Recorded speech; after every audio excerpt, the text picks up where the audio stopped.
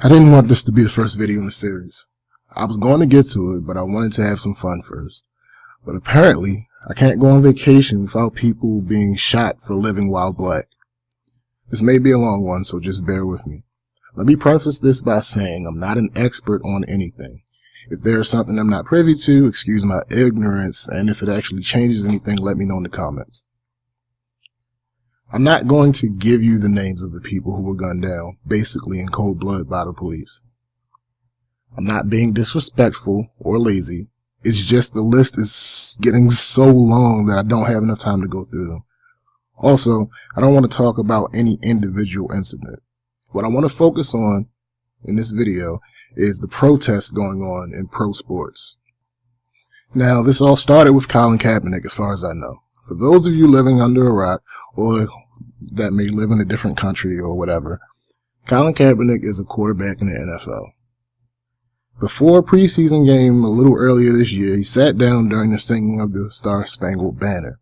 People immediately went crazy. Step one was the jokes. They thought he was being lazy or whatever, and they started talking about how he would be getting used to that position because he's a backup, whatever. People got mad. They started talking about him being disrespectful to the flag and the anthem and the troops and everything else. So, afterwards, he explained why he was doing it. It was about the racial injustices that still exist in the United States today, especially about minorities losing their lives at the hands of the police and there not being any real punishment. The jokes and the rage continued. Everybody brushed him off as somebody looking for attention. So I sat back and watched. Of course he was looking for attention. He's a celebrity, but his motives were actually about something other than himself. He protested in other ways, and now other athletes are joining him in his protests. Whether they sit, kneel, or raise their fists during the anthem, they are taking a stand. Is it enough? Of course not. Are they wrong for doing this? Of course not. Going back to the people that complain, here's the thing. Your biggest complaints are that these people are disrespecting the anthem, the troops, and the flag that symbolizes freedom. Let's take a look at this, shall we? The entire premise of the United States is that a group of people felt they were oppressed and they went somewhere else to be free. They in turn found a new place, killed the natives, and took over. Okay. So, what did they do next? Skip forward a few.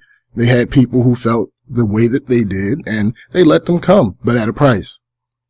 They had to work and earn their way, and when they did, they were free to go, free to do as they wish in this country. Okay, skip forward again. They said, hey, screw the whole letting them go part. Let's just find people we can keep doing this work for us forever. Okay, let's skip forward again. The anthem was written by Francis Scott Key. Now, we only sing the first stanza of the poem, but there are more. Go check out the third one and ponder upon that for a few. Again, I'm not going to get deep into facts because people don't care about them anyway these days. Alright, so there have been some troops to come out in support of this protest, but people were still complaining about the troops. But there's a name for people who cry about a person not standing for the anthem, but never says anything when the topic of veterans not being taken care of comes up. On 9/11 this year, people were seen openly booing the current president of these United States that you claim are being so disrespected. Again, no outrage.